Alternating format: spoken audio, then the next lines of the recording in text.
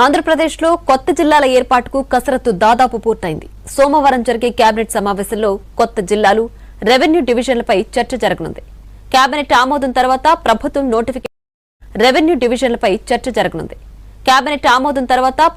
Notification వెలువడనుంది. అయితే అన్నమయ్య జిల్లా విషయంలో ప్రభుత్వం ఎలాంటి నిర్ణయం తీసుకుంటుందనేది ఆసక్తికరంగా మారింది. ఆంధ్రప్రదేశ్లో 3 కొత్త జిల్లాలు, 5 రెవెన్యూ డివిజన్ల ఏర్పాటుకు సంబంధించి ప్రాథమికంగా నోటిఫికేషన్ ఇచ్చారు. కొత్త జిల్లాల ఏర్పాటుపై సంప్రదింపులు జరిపేందుకు ఏర్పాటు చేసిన కేబినెట్ సబ్ కమిటీ ఇప్పటికే 4 సార్లు సమావేశమయ్యింది. సీఎం చంద్రబాబుతో కూడా 3 సార్లు సమావేశం జరిగింది.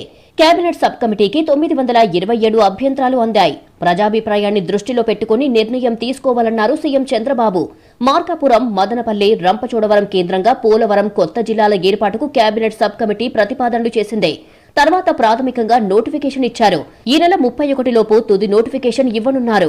అందుకోసం సోమవారం జరిగే కేబినెట్ సమావేశంలో చర్చించి నిర్ణయం తీసుకోనున్నారు. అదే సమయంలో అన్నమయ్య జిల్లాలో మార్పులపై చర్చ జరుగుతోంది. అన్నమయ్య జిల్లాను పూర్తిగా రద్దు చేస్తారు అనే ప్రచారం మొదలయ్యింది. అన్నమయ్య జిల్లాను రద్దు చేసి రాజంపేటను కడప జిల్లాలో, రైల్వే కోడూరును తిరుపతి జిల్లాలో ఉత్పాదనను రాయచోటి ప్రజలు తీవ్రంగా వ్యతిరేకిస్తున్నారు. కేబినెట్ సమావేశంలో ఎలాంటి నిర్ణయం తీసుకుంటారు అనేది ఆసక్తికరంగా మారింది. ఓవరాల్ గా మదనపల్లె, మార్కాపురం, పోలవరం జిల్లాల ఏర్పాటుకు తుది నోటిఫికేషన్ ఇవ్వడం ఖాయంగా కనిపిస్తోంది. అయితే అన్నమయ్య జిల్లా విషయంలో కేబినెట్ తీసుకోబోయే నిర్ణయం ఎలా ఉంటుంది అనేది తేలాల్సి ఉంది. ప్రస్తుతం ఉన్న 26 జిల్లాలను కొనసాగించి కొత్తగా 3 జిల్లాలను ఏర్పాటు చేస్తే రాష్ట్రంలోని జిల్లాల సంఖ్య 29కి పెరగనుంది.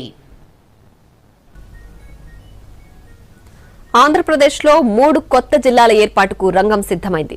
అదే సమయంలో ప్రస్తుతం ఉన్న అన్నమయ్య జిల్లా అంశం ఊగిసలాట్లో పడింది. జిల్లా వ్యాప్తంగా ఉద్యమాలు జరుగుతున్నాయి. జిల్లాలోని 3 అసెంబ్లీ నియోజకవర్గాల్లో వేరువేరు డిమాండ్లతో ఉద్యమాలు సాగిస్తున్నారు ప్రజలు, రాజకీయ నాయకులు. ఆంధ్రప్రదేశ్లో జిల్లాల పునర్విభజన నేపథ్యంలో అన్నమయ్య జిల్లా భవిష్యత్తు అయోమయంలో పడింది. 2022లో అప్పటి వైసీపీ ప్రభుత్వం రాయచోటి కేంద్రంగా అన్నమయ్య జిల్లాను ఏర్పాటు చేసింది. ఇప్పుడు రాష్ట్రంలో జిల్లాల పునర్విభజన కొలిక్కి రానున్న నేపథ్యంలో అన్నమయ్య జిల్లాలోని 3 అసెంబ్లీ నియోజకవర్గాలు నిరసనలు, ఆందోళనలతో అట్టుడికిపోతున్నాయి. ప్రస్తుతం జిల్లా కేంద్రంగా ఉన్న రాయచోటికి బదులుగా రాజంపేటను అన్నమయ్య జిల్లాకు కేంద్రంగా చేయాలంటూ రాజంపేట, కోడూరులలో 15 రోజులుగా ఉద్యమం నడుస్తోంది.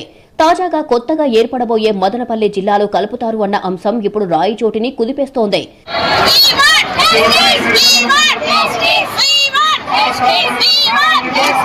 రాష్ట్రంలో ఇప్పుడున్న 26 జిల్లాలతో పాటు అదనంగా మదనపల్లె, మార్కాపురం, పోలవరం జిల్లాలను ఏర్పాటు చేస్తున్నట్లు రాష్ట్ర ప్రభుత్వం ప్రకటించింది.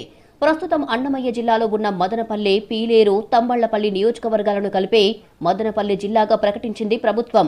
దీంతో రాజంపేటను అన్నమయ్య జిల్లా కేంద్రంగా చేయాలంటూ రాజంపేట, కోడూరు ప్రాంతాల్లో ఉద్యమం మొదలయ్యింది.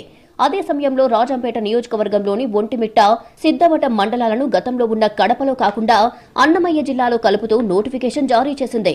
దీంతో ఆ 2 మండలాల్లోని ప్రజలు తమను కడప జిల్లాలోనే కొనసాగించాలి అంటూ ఆందోళనలు మొదలుపెట్టారు.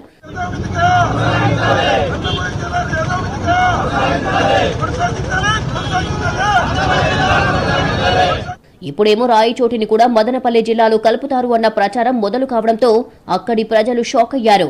అన్నమయ్య జిల్లాను పూర్తిగా రద్దు చేసి రాయచోటిని మదనపల్లె జిల్లాలో, కోడూరు నియోజకవర్గాన్ని తిరుపతి జిల్లాలో, రాజంపేటను పాత కడప జిల్లాలోనే కొనసాగించేలా ప్రతిపాదనలు ముఖ్యమంత్రి ముందుకు వచ్చాయని ప్రచారం జరిగింది.